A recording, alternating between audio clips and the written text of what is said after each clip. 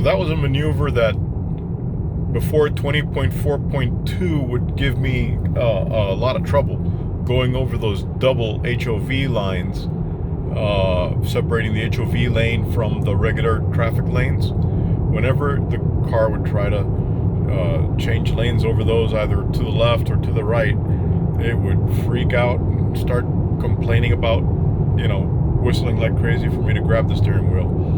But now it seems to be doing really, really good. It's not perfect, nothing's ever perfect, but it does really, really well going over those. I haven't really had to worry about that. Let's try it the other way. Here's a lane change into the left. Went smooth as butter.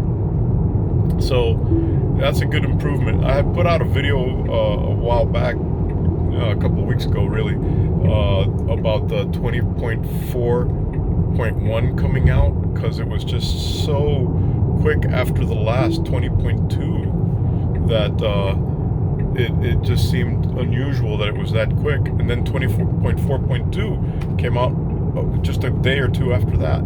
So they've definitely made some changes beyond the Beach Buggy Racing 2 game.